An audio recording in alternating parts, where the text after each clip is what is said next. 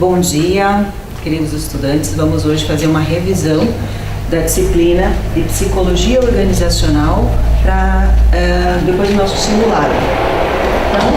Então, um dos primeiros conteúdos que nós vamos trabalhar é com relação à psicologia aplicada aos contextos organizacionais. Então, como a disciplina é psicologia organizacional, então o que ela está totalmente ligada às organizações e a esses contextos. Então, revisando um pouquinho dos nossos conteúdos, nós vamos ter lá um pouquinho sobre a história da psicologia. Então, quer dizer, essa contribuição desde o início dos tempos lá dos filósofos que contribuíram para que ela fosse, digamos assim, evoluindo e também lá nas organizações ela tendo um papel fundamental. Então, ela acaba que ela atua hoje em colaboração com os setores de RH, com a parte de recursos humanos da empresa. Então também faz o quê? Ela tem um papel operacional em alguns momentos, porém ela também vai ter um papel estratégico dentro da organização. Então há a questão do gerenciamento de conflitos, culturas, a própria avaliação do desempenho, melhorar a qualidade de vida das pessoas. Isso está envolvendo a psicologia e os contextos organizacionais. Para que ela serve lá exatamente? Então, justamente para quê? Para poder proporcionar um ambiente para bem-estar, para que as pessoas estejam motivadas na organização, para que as equipes rendam mais, para que tenham desempenho, para que possa promover também a prevenção e promoção de saúde do trabalhador, para que ele possa estar seguro lá no seu trabalho, realizando, estar motivado, que ele desempenhe bem sua função, que ele goste daquilo que ele esteja fazendo. Então passou essa função não só de seleção, recrutamento de pessoas, mas também para o cuidado social e também da questão da qualidade de vida das pessoas lá nesse ambiente. Então o papel justamente do psicólogo e estar lá dentro da organização é quem vai desempenhar essa função, Então ele vai atuar lá na empresa em vários processos, como recrutamento, seleção, treinamento, avaliação de desempenho, depende dos contextos da empresa também, e ele vai estar trabalhando, vai estar auxiliando, identificando, analisando as ocupações das pessoas, verificando o que está acontecendo no dia a dia, porque as equipes não estão rendendo, o que pode estar acontecendo nesse sentido. Então buscar resultados positivos, avaliar aí também a manutenção do emprego de todos. Nesse sentido, a psicologia vai fazer essa contribuição para uma harmonização da empresa, do seu contexto organizacional. Então, pensando na questão do psicólogo dentro da empresa, da psicologia, nós temos algo fundamental que é a motivação. Então, entender um pouco o que é a motivação é importante porque é aquilo que dá uma sustentação das pessoas dentro da organização, pessoas que estão contentes com os seus trabalhos. Então, a motivação ela pode ser uma força do nosso interior que nos impulsiona a um determinado resultado. Então, quando eu tenho motivos para agir, que é o significado dessa palavra, eu vou me determinar a realizar alguma atividade, alguma ação. Então, eu vou fazer tudo o que for possível para conquistar, para conseguir aquela realização, aquele objetivo que eu quero. Então, eu preciso estar gostando daquilo que eu estou fazendo, Então, cada um de nós tem diferentes expectativas, desejos, sonhos, objetivos, que determinarão aí também a intensidade da motivação de cada um. Então, quer dizer, as pessoas são diferentes, não são iguais, e elas se impulsionam de maneiras diferentes. Então, os impulsos ou mesmo os desejos e sonhos sendo diferentes, as pessoas também vão ter motivações diferentes. Então, quando aquele objetivo é mais importante para você, você se esforça mais para atingir ele. Então, se outras pessoas às vezes não têm tanto esse interesse, elas vão acabar talvez não se esforçando tanto para atingir esse objetivo. E lá na organização, as pessoas estarem motivadas, estarem comprometidas e estarem com o mesmo objetivo que a própria empresa, ter objetivos semelhantes, tanto os individuais da pessoa quanto os da organização, eles estejam em sintonia, isso vai ajudar mais a empresa a realizar essas metas que eles têm e também as pessoas vão se sentir mais felizes no seu cargo, na sua carreira, né? Vão estar satisfeitas com a sua profissão, com a área que escolheu. Dentro dessa hierarquia, vou pegar um dos exemplos das teorias da motivação, que é a teoria das necessidades, né? A hierarquia de Maslow. Então, esse autor aqui, ele buscou entender alguns itens que fazem parte das nossas necessidades básicas do dia a dia. Então, quer dizer assim, que se a pessoa não tiver com as suas necessidades básicas atendidas, é provável que ela talvez fique desmotivada. Talvez ela não tenha tanto interesse para realizar aquela atividade ou alguma coisa do gênero, né? Então, ele diz lá que a primeira coisa que a nossa necessidade básica principal é sobrevivência, alimentação, né? Enfim, sono e tal. Então nós temos as nossas necessidades fisiológicas, que são assim, aquelas que são mandatórias. Por exemplo, se você está com muito sono, você às vezes não consegue realizar alguma coisa sem você descansar um pouquinho, né? Dormir, né? Uma quantidade de horas para poder retornar. Então o organismo nosso, ele está frágil a certas situações que fazem parte da nossa constituição física, né? Fisiológica, etc. Então, baseado nas fisiológicas, ele diz lá na teoria dele que quando essa está satisfeita, então ele consegue subir o degrau, ele consegue passar para uma outra fase, que seria pensar nas questões de segurança, né, que é a proteção dele, da família, segurança, estabilidade no emprego. Então, assim, quando as pessoas estão com as suas necessidades fisiológicas satisfeitas, é provável que ela já comece a pensar um pouco na questão de segurança, de estar seguro, ter um bom emprego, ter um local para morar, essas coisas. E aí, depois disso, é que as pessoas vão começar a sentir necessidades sociais, né? Então, que é de quê? De sentimento de aceitação, amizades, né? Estar pertencendo a algum grupo. Então ele fala que é gradativo, né? Então eu sempre tenho que realizar esta, para depois esta, para daí ter essa necessidade, para então eu ter a questão da estima, né? Autoconfiança, independência, reputação. Eu já começo a pensar nisso. E quando eu já estou com todas essas aqui organizadas, satisfeitas, é que eu vou pensar na minha autorrealização.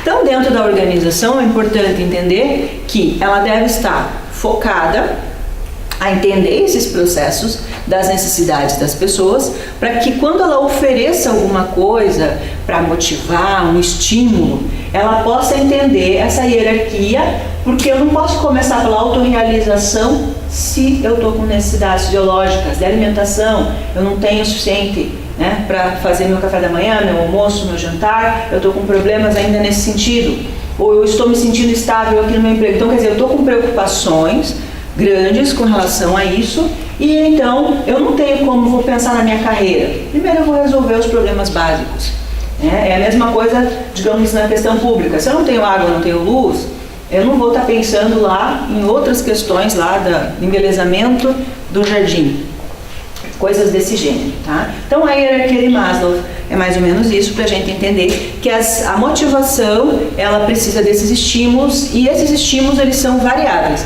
A partir do momento em que eu satisfaço uma necessidade, automaticamente eu passo para ter outra necessidade. Então eu vou sempre ter, né, uma oscilação. Necessidade atendida, eu crio uma nova necessidade. Necessidade atendida, eu vou criar uma nova necessidade. Sempre eu vou gerar uma nova necessidade aí, né? E pensando, fazendo esse link, né, com os pontos que nós estamos trabalhando, falando um pouquinho da questão da autoestima, que é um fator importante, porque às vezes você faz um processo de estimulação na organização para que as pessoas se motivem, mas às vezes ainda pode haver um processo lá da autoestima, né? Então a autoestima, ela é o quê? A qualidade que pertence ao indivíduo satisfeito com a sua identidade. Ou seja, uma pessoa dotada de confiança que valoriza a si mesmo. Então, se eu não tenho autoconfiança em mim, eu não confio em mim, ou eu ainda não estou a questão satisfeito com a minha identidade, pode ser que eu tenha dificuldades em me motivar. Pode ser que a motivação seja algo que seja mais difícil de atingir, pelo fato de que eu tenho outras questões cognitivas, psicológicas, que ainda atrapalham essas questões. Então, é um fator importante trabalhar as questões da autoestima, gostar de si mesmo, né? Então, ter lá essas necessidades da autoestima vem com relação ao quê? Os sentimentos de respeito, questão do status, reputação, reconhecimento, de confiança e apreciação. Então, isso, se a gente for observar esses itens das necessidades de autoestima, elas estão relacionadas, né, com a hierarquia aqui de Maslow, onde a gente trabalha com o quê? Com a questão da estima. Então, veja, ele já está num ponto, já com questões sociais, segurança, fisiológicas atendidas, e eu venho para a autoestima aqui. Então, é onde eu preciso ter essa autoconfiança. Eu preciso ter isso. Então, quando eu estou autoconfiante, é provável que eu saiba também o que eu procuro, quais são os meus objetivos. E aí, quando você tem essa direção, fica mais fácil também de você conquistar e atingir as suas metas. Você está realmente sabendo o caminho que você quer seguir. Então, esse é um fator importante quando a gente pensa aqui, em crescimento na carreira, né? Então, ter uma visibilidade. Se eu não sei para onde eu quero ir, qualquer lugar vai me servir, né? Existe essa frase aí. Então, é importante a gente pensar com relação a isso. Quando se fala em autoestima, de repente eu vou ter, às vezes, colaboradores com a estima baixa, e isso vai refletir diretamente no desempenho deles lá no dia a dia, no seu trabalho. E a percepção faz parte desse conjunto também, porque vai depender de como eu percebo as coisas, né, os fatos, as pessoas. Então, a percepção em si é o ato ou efeito ou capacidade de perceber alguma coisa. Então, como que eu consigo perceber, analisar alguma coisa, né? Então, ela é uma organização e interpretação de alguns estímulos. Então, veja, lá na motivação, os que nós vamos, de repente, lá na organização, a empresa vai proporcionar estímulos para que as pessoas se motivem, né? Mas aí eu vou depender da minha autoestima, de como eu vejo a mim mesmo, como que eu entendo se eu sou determinado, se eu tenho autoconfiança. E aí eu venho para a percepção, e como eu percebo esses estímulos? Eu noto que esses estímulos são bons para mim, são positivos ou não. Depende também dessa interpretação e da minha facilidade de interpretar ou não esses estímulos. Então, esses estímulos aí, eles são recebidos pelos nossos sentidos, que possibilita identificar objetos e até acontecimentos. Então, a partir dos nossos sentidos é que nós vamos captar essas questões. Nós vamos ter algumas percepções, que pode ser a visual, né, que é aquela onde a gente observa, né, usamos os nossos olhos para ver as coisas e a gente tem uma determinada impressão. E essa impressão também vai depender do nosso nível de conhecimento de cada um, para poder entender o que é ou não, né, decifrar aquilo. A percepção social, então, é a capacidade de ver e interpretar o comportamento de outros indivíduos, né, e é essencial aí também para a interação social. Então, como eu vejo as outras pessoas, como eu me intero com elas, então é uma percepção social. Auditiva, então lá, né, o que a gente escuta, enfim, quando a gente reconhece sinais sonoros, quando a gente, né, percebe o som, o ritmo, melodia, enfim, a gente tem essa questão. Quando o que a gente ouve, né, como nós interpretamos também. Nós vamos entender que tem pessoas que têm determinados sentidos mais aguçados. Algumas são a audição, algumas é a visão, né, algumas é o tato, né, então, ou a questão dos cheiros. Então, depende da pessoa, ela pode ter uma sensibilidade maior através de um sentido, onde ela consegue interpretar melhor. Então, nós vamos ter aqui a tátil, como eu falei, né, relativa ao tato, olfativa e degustativa também. Então, são fatores importantes.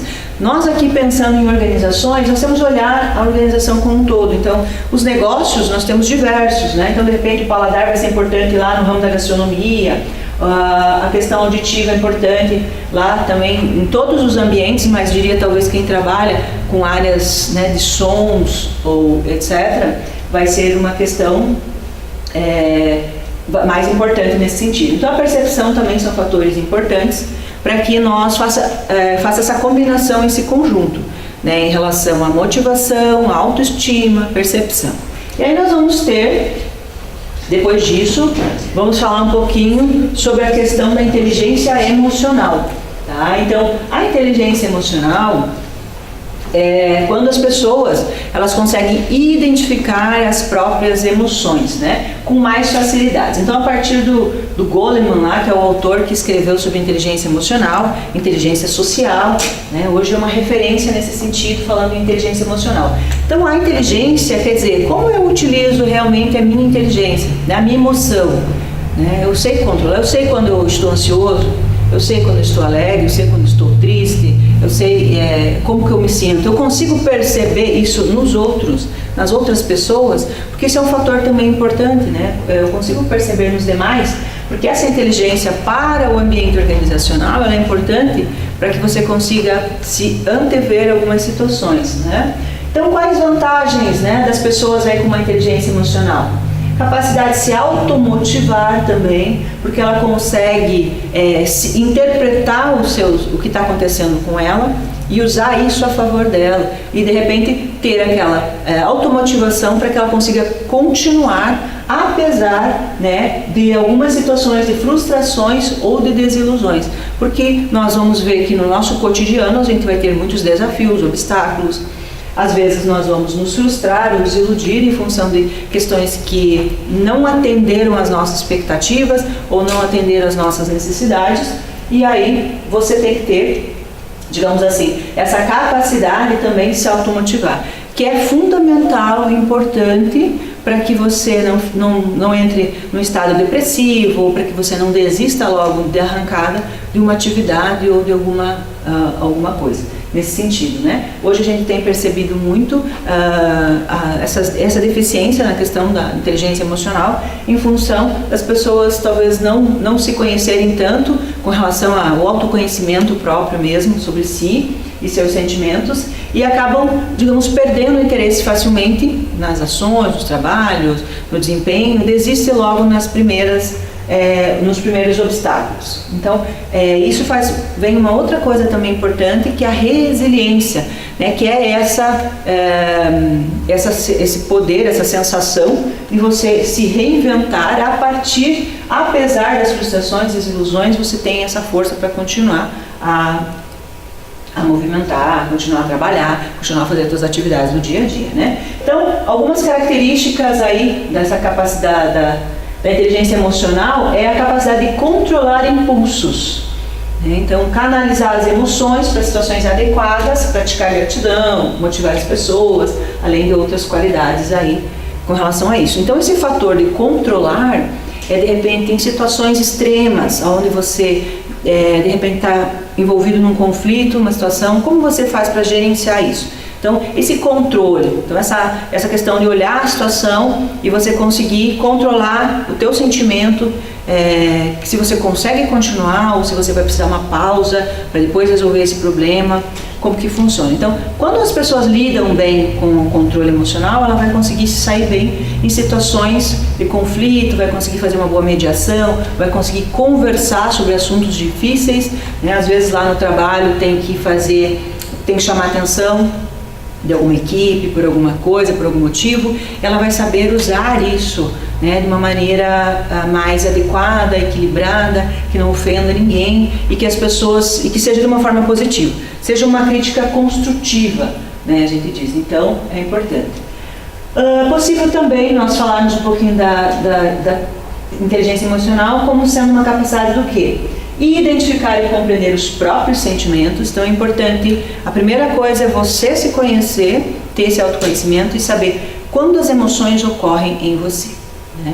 O que você está sentindo naquele momento. Quando você começou a ficar ansioso, ou quando você sentiu que você está de repente ficando com raiva de alguma situação, alguma coisa que está acontecendo. Então, se perceber para poder entender os motivos que acionam esses teus mecanismos, né? Aceitar as emoções como habilidades aprendidas, então quer dizer, aprender a controlar, aprender a como você deve agir, né? Ter essa habilidade de poder conseguir sair e voltar, né, para a caixa, como a gente diz. Estabelecer o controle quando as emoções se manifestam. Então, quando você vai ter, digamos assim, teve uma notícia ruim, alguma coisa nesse sentido, como você vai controlar isso para que você não acabe fazendo ou falando coisas, talvez, que não sejam produtivas ou que não vão ajudar lá no teu dia a dia, enfim, que é apenas um desabafo, né? Identificar o reflexo das emoções, dos comportamentos na motivação. Então, às vezes, quando você, né, não controla muito essas emoções, você pode, de certa forma, emitir alguns comportamentos que não são tão... Você pode ter um comportamento agressivo, né, onde poderia ter controlado ou tentado, digamos, pedido uma pausa para que você se reestabeleça e possa retornar e pensar racionalmente sobre a situação, né? Gerenciar as emoções a fim de influenciar positivamente a manifestação de sentimentos, né, etc.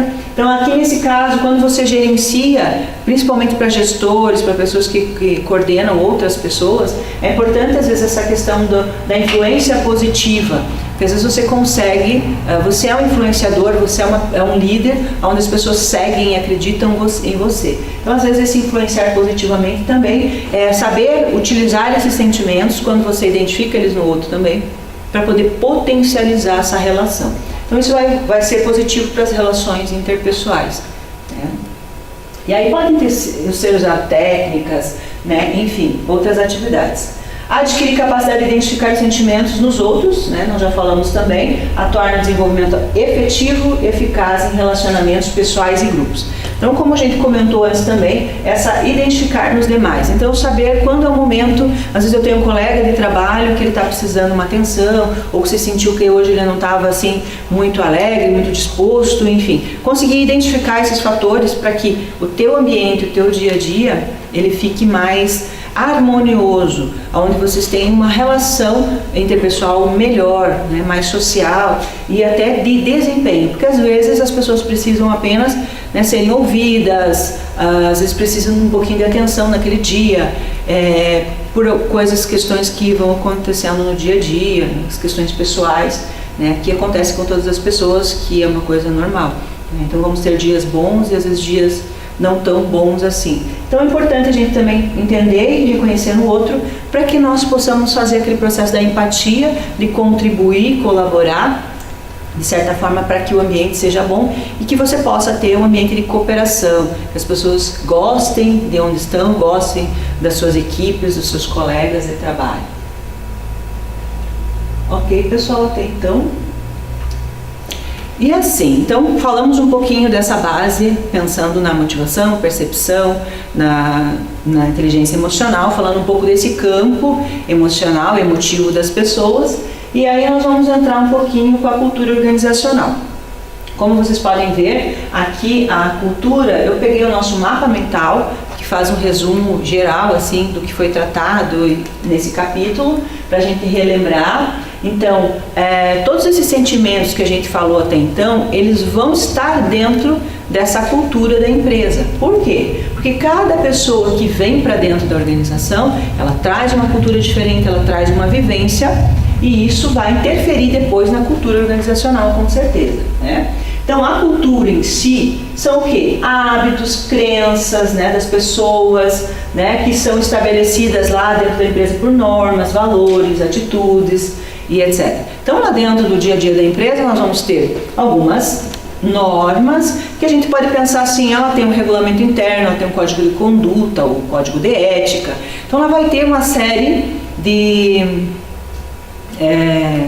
documentos e etc., que a gente chama assim que são questões informais da cultura, formais da cultura, que é aquilo que a gente vê, que a gente sabe que tem os procedimentos, os manuais, as instruções, as normas, enfim, o que a gente deve ou não deve fazer, isso está claro lá para nós. Mas aí nós vamos ter algumas questões que são mais subjetivas da cultura, que é quando, digamos, são os sentimentos, a questão que a gente comentou sobre percepção, automotivação, né, as necessidades, né, básicas que a gente tem. Então essas coisas ficam mais subjetivas e dependendo mais difíceis de serem identificadas lá dentro da empresa.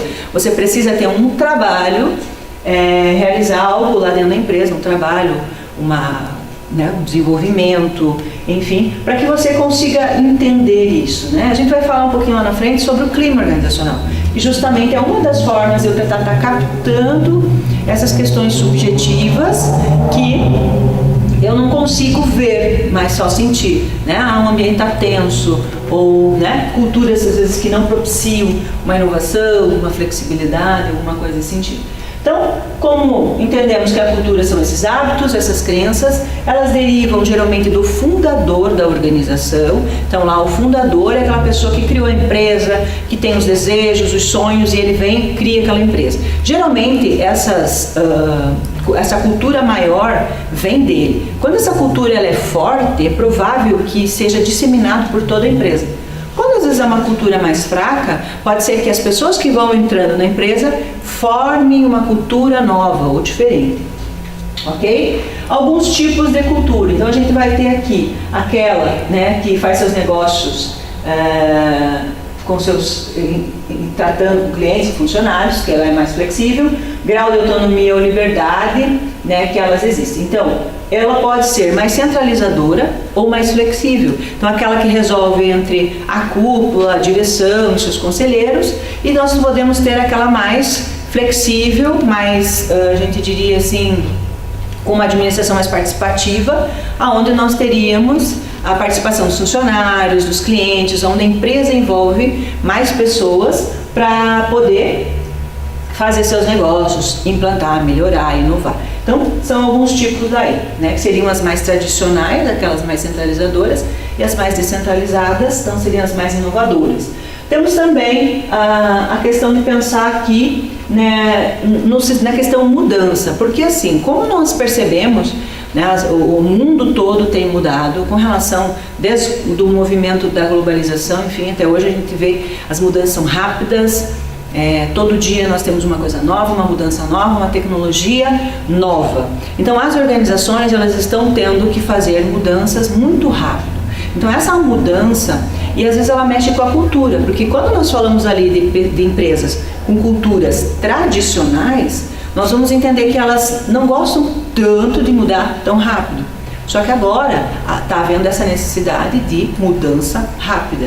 Então o que acontece lá? Então a mudança na cultura ela é um pouquinho mais difícil, porque é algo que está enraizado lá dentro da empresa.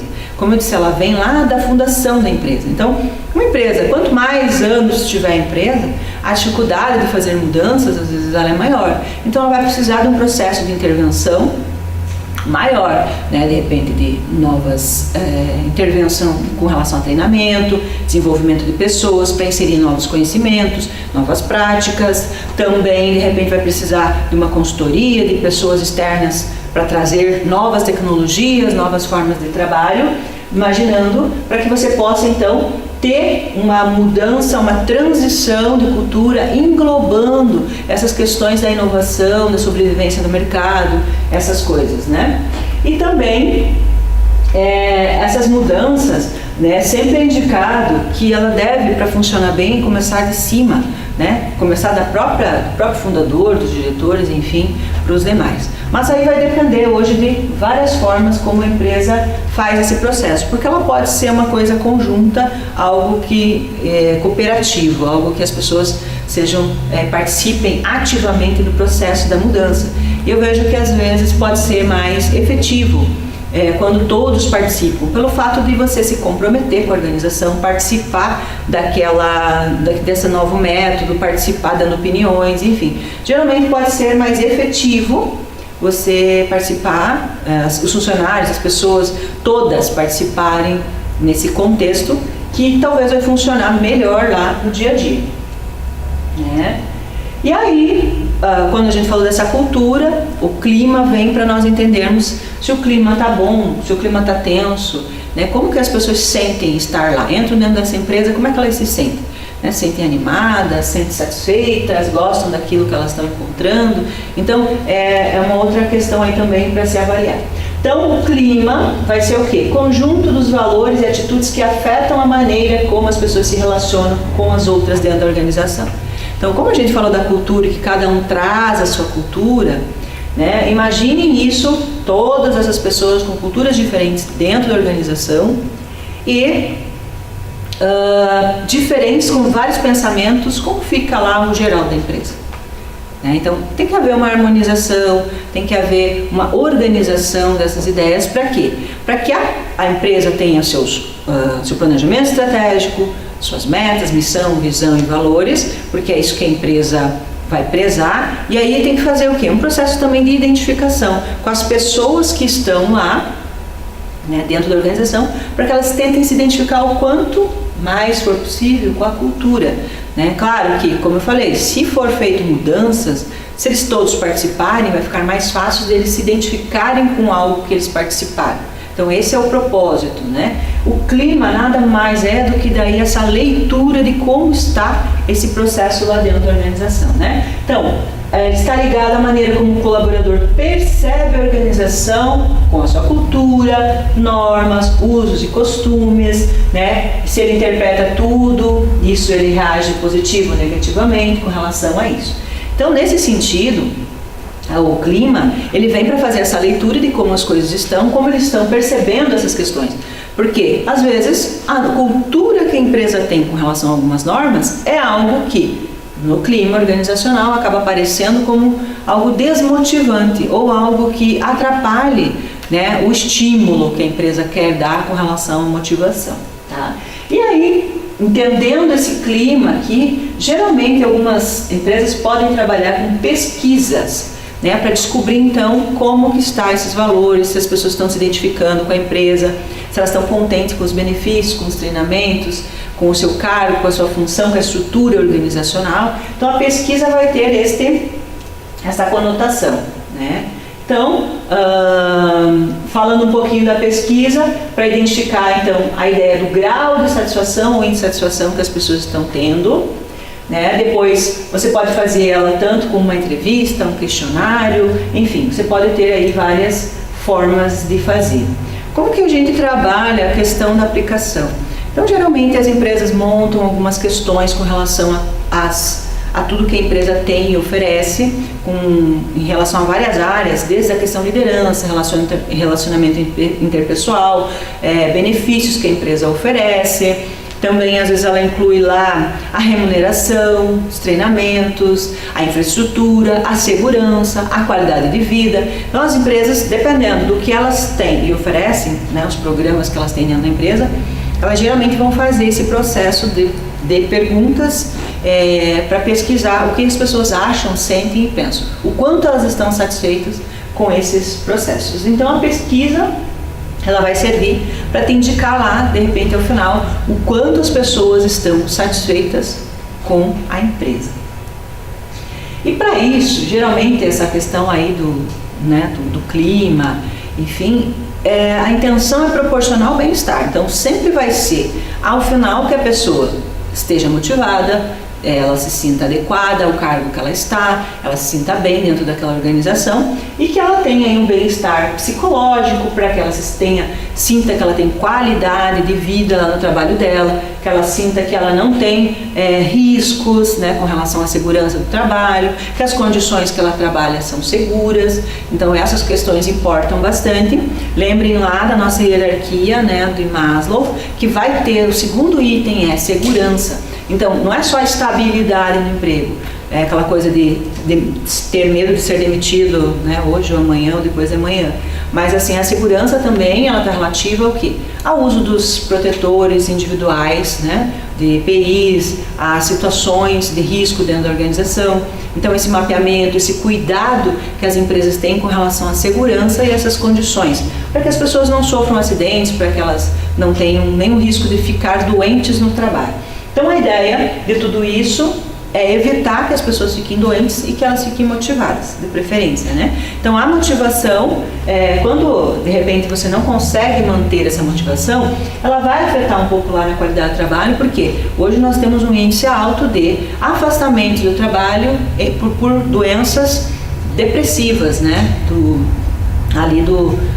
Que estão ligadas à depressão. Então, hoje a depressão é um item ainda que afasta muito as pessoas do trabalho. Isso está relacionado com o lado emocional dela, né? Tanto a questão da motivação, como ela percebe as coisas, né? Se ela tem resiliência. Então, esses são fatores que acabam atrapalhando aqui depois, né? Então, pensando no conceito, enfim, da qualidade de vida, ela é um conjunto do quê? De ações que a empresa envolve, diagnóstico e implantação de melhores e inovações gerenciais, tecnológicas e estruturais dentro ou fora aí do ambiente de trabalho.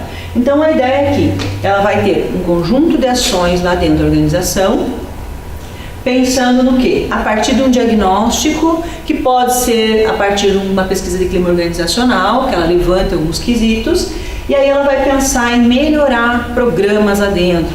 De repente, as empresas implantam uma ginástica laboral, para quê? Para que as pessoas tenham, melhorem suas posturas, né, ergonômicas lá, às vezes fica o dia todo sentado, então faz um alongamento, então ela proporciona que as pessoas tenham um equilíbrio aí com relação à sua saúde, né? Então, ações, então pode ser a ginástica laboral, pode ser algum programa de bem-estar para que as pessoas aprendam a se alimentar direito, comer bem, saber usar melhores alimentos, pode ser algo relacionado à questão do estresse, que é um fator também presente hoje nas empresas, em todo o nosso cotidiano, a pressa, o estresse. Então, trabalhar alguma coisa, o gerenciamento do estresse, formas de desestressar, né? Então, hoje está trabalhando-se bastante também com relação a isso, né? Empresas às vezes trabalham com yoga ou outros processos de você fazer relaxamento dentro da empresa. Então, são esses processos que a empresa vai fazer essa análise desse conjunto e vai proporcionar aí essas questões para o ambiente de trabalho ficar melhor, para que tenha mais qualidade, né, mais condições, para que as pessoas possam realizar suas tarefas de uma forma saudável, né? Então isso inclui lá as condições de trabalho, de repente a iluminação, temperatura, umidade, são fatores também que estão ligados aqui à questão do bem-estar e a qualidade de vida no trabalho.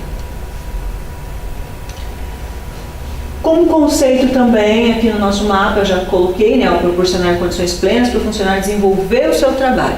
Então quer dizer assim, as condições de trabalho são fundamentais para que haja um alto desempenho, né? Precisa ter um desempenho lá, mas você precisa ter condições de trabalho. Então se o local tiver em desacordo, desde uma desorganização, falta de mobiliário, ou algumas tecnologias que não ajudem a você efetivamente fazer melhor o seu trabalho, isso pode tanto desenvolver, né, você vai ter um baixo desempenho, mas às vezes até uma desmotivação, porque as pessoas são movidas também pelo senso de produtividade, de ser útil, de ser produtivo. Então as pessoas não gostam de fazer mal feito o seu trabalho ou não ter um bom desempenho, né? Então a regra, a premissa básica é que as pessoas gostam do que fazem, querem fazer bem feito, né? Os objetivos, então, melhorar a satisfação do trabalhador, incentivar o colaborador lá no seu trabalho, qualidade de vida, então, não é só benefícios, né? Atividades festivas, embora elas sejam importantes, né? O colaborador terá gosto em pertencer àquela empresa. Então, os benefícios são importantes, mas não é só essas questões aí. Então, a qualidade de vida e o bem-estar, ela está associado também a todo esse conforto psicológico que o ambiente proporciona. Então, se ele for um ambiente pesado, um ambiente assim, hostil principalmente, então pode ser que as pessoas não tenham uma qualidade de vida com relação ao seu conforto, bem-estar psicológico, né? O que se trabalha aí às vezes, né, para auxiliar? Então, treinamentos, políticas de recursos humanos, né, pensando cada empresa no seu estilo, né, dependendo do negócio. Você vai pensar como melhorar aqui a política de RH, criando programas afins à tua atividade econômica, modelo de gestão, que é importante também, como a empresa administra, ela é mais participativa, inovativa ou ela é mais tradicional, né? A visão, missão da empresa, como a comunicação acontece, né? A própria valorização do profissional também é importante nesse sentido, né? Então isso faz parte aí de uma análise para a questão da qualidade de vida. Um dos itens que a gente comentou ali também sobre a questão da qualidade de vida é o item da comunicação. Comunicação é um fator importante de se considerar, porque às vezes muitas questões conflitantes dentro das organizações, elas vêm de uma falha na comunicação. Algo que não foi entendido, algo que foi interpretado de maneira errada, né? Então a gente vai entender um pouquinho isso. Então, a comunicação em si, o que é? A transparência de informação e compreensão de uma pessoa para outra. Então, quer dizer, o meu processo de comunicação, ele se dá quando há essa compreensão, né? Eu comunico e o outro realmente entende o que eu quero dizer. Uma forma de atingir os outros com ideias, fatos, pensamentos, sentimentos e valores. Eu quero transmitir alguma coisa para que o outro entenda. Então é uma ponte aí, num sentido, né, entre as pessoas, entre o que eu quero comunicar e o que a pessoa precisa entender. Então ela pode ser verbal, não verbal e escrita, né? Então verbal é a forma, né, oral, que a gente vai falando, vai explicando. A não verbal aqui ela vai entrar com gestos, né, com sensações, percepções, formas, imagens que a pessoa pode também estar transmitindo, né? E a parte escrita, né, que às vezes é onde também a gente pode ter algumas falhas nesse sentido. Então, falando de um processo, né, da comunicação, entendendo um pouquinho, então quando a pessoa que está emitindo a informação, ela quer passar a sua mensagem, sempre vai haver uma barreira aqui, um filtro, até o receptor, né? Então, se esse filtro aqui for tranquilo, que é mais do emissor mesmo, porque às vezes é uma barreira psicológica, né? Tem uma mensagem, mas estou passando essa mensagem, às vezes o receptor, se ele tiver uma percepção errada sobre mim, se ele estiver com uma percepção ou estiver descontrolado, nervoso, enfim, com relação lá às questões da inteligência emocional, estressado, talvez ele não escute exatamente aquilo, né, ou não entenda ou não leia exatamente aquilo que foi enviado como uma mensagem. Então esse é um filtro que tem aqui, mas quando esse filtro está tranquilo, está equilibrado, essa mensagem vai fluir e vai chegar no receptor da forma que ela deve chegar. Aqui a gente vai ter um caso quando esse filtro aqui ele tem um ruído, quer dizer que essa mensagem foi passada de uma maneira aonde o receptor não consegue fazer uma interpretação real do que o emissor está passando. Então, lá dentro da empresa, vamos dizer assim, às vezes quando você passa uma mensagem, talvez você se expressou mal, talvez você fala algo, mas tua expressão não condiz com aquilo que você está falando. Às vezes as pessoas, elas olham muito para a imagem, né? A comunicação, ela também tem a ver com não só o que eu estou ouvindo, mas o que eu estou vendo. Então, eu estou vendo aquela pessoa falando algo e a expressão facial dela não condiz com a fala. Aí, algumas pessoas visuais vão olhar mais a expressão e não vão ouvir tanto a mensagem.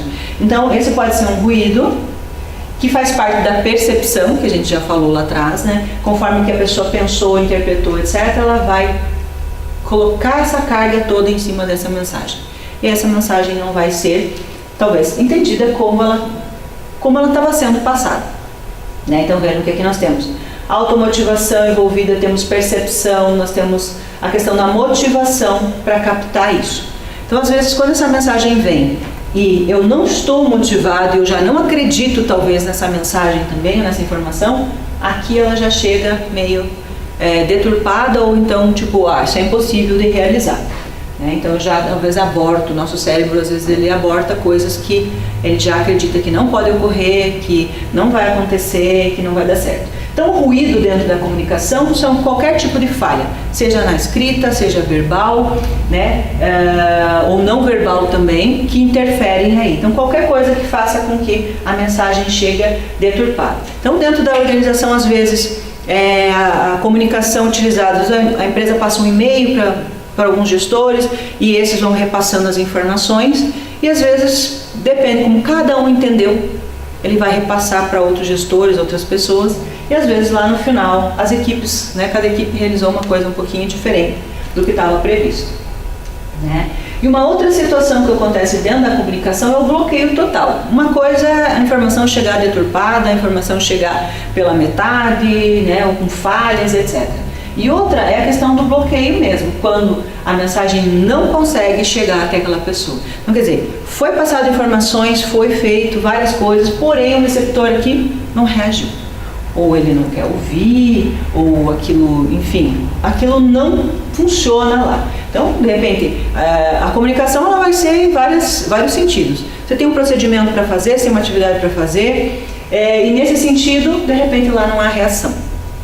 Então, não consigo atingir aquele público, né? Aquele público, não consigo trazer eles para fazer essa atividade, ou para participarem dessa ação, ou para que eles deem esse resultado, né? Então, quando realmente há um bloqueio. Aqui pode ser, então, os vários tipos de erros que talvez tenha dentro da comunicação. Talvez o uso de uma mídia que não os receptores não conseguem usar, ou eles não têm esse acesso, né? Então, às vezes, ou formas erradas de se comunicar com diversos públicos, alguns tem que ser pessoalmente, alguns pode ser por e-mail, alguns podem ser, né, por outros por programas, enfim, outras coisas. E esse bloqueio talvez seja uma escolha errada aí também das formas do uso da comunicação, certo? Então, assim, vocês vejam que desde do início a gente vem fazendo as ligações das questões que vão interferindo no dia a dia lá, né, do trabalho, enfim, as questões emocionais das pessoas, que vão afetando o dia a dia dentro da empresa com relação ao desempenho, com relação ao atingimento dos objetivos e metas. Então, ainda olhando um pouquinho dentro desse item, agora saindo um pouquinho desse viés mais emocional, mais da captação de clima, etc., nós vamos falar um pouquinho sobre o mercado dos recursos humanos, que seria, então, as pessoas que estão disponíveis, né, para trabalho. Então, como captar essas pessoas. Então, o mercado de recursos humanos são, então, os candidatos que estão aí disponíveis para trabalhar. E dentro dessa classificação do mercado de trabalho, nós temos duas situações, os reais candidatos e os potenciais candidatos, né? Então, os reais candidatos são aqueles que estão hoje à disposição. Quando a empresa necessita, ela vai lá, recruta, né? E as pessoas já se candidatam a uma vaga, já têm disponibilidade para iniciar porque elas estavam desempregadas. Os potenciais candidatos já são aquelas pessoas que estão trabalhando, têm um trabalho já, porém elas estão de olho em novas oportunidades ou elas querem fazer uma migração, uma transição, enfim. Então ela pode ser um futuro funcionário, etc. Então isso vai fazer parte do dia a dia, quando a gente fala nesse processo do mercado, porque é importante a gente saber que eles estão lá, né, a diferença deles, né, e a diferença aqui do mercado de trabalho, né? A gente falou um pouquinho do mercado de recursos humanos, agora um pouquinho do mercado de trabalho, porque essas são as pessoas que vão compor a empresa, né? Lembrem do processo de cultura que cada um traz e etc. Então, o mercado de trabalho, quando ele está em oferta, então quer dizer, muita procura de emprego, né? Então as pessoas estão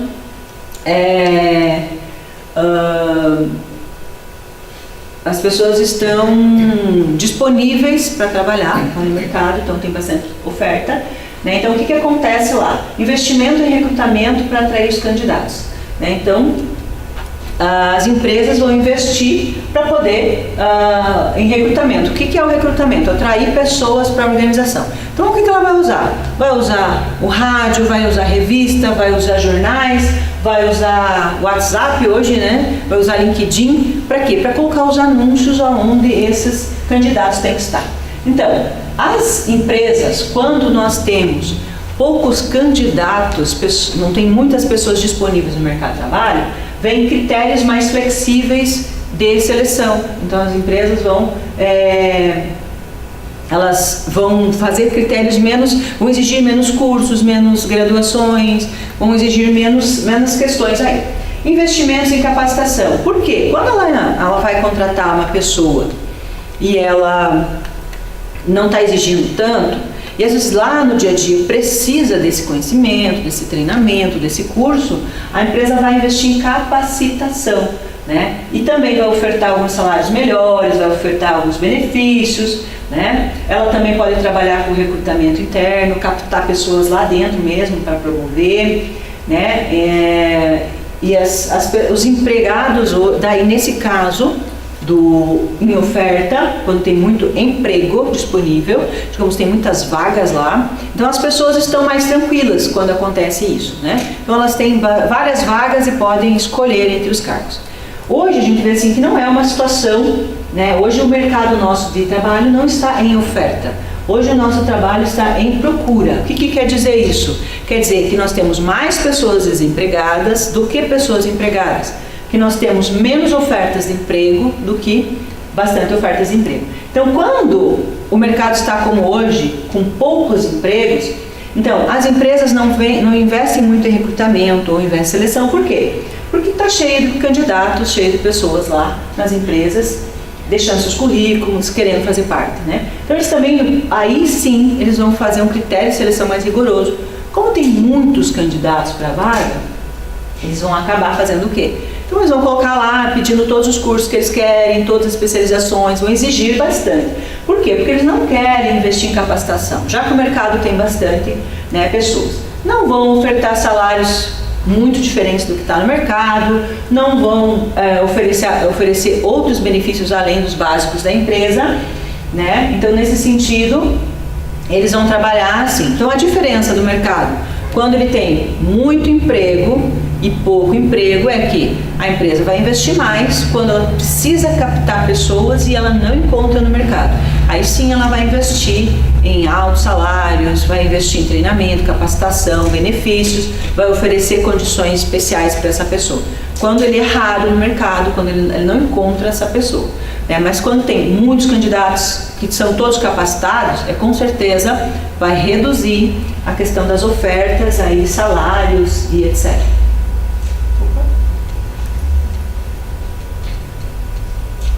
Desculpem. Só um minutinho.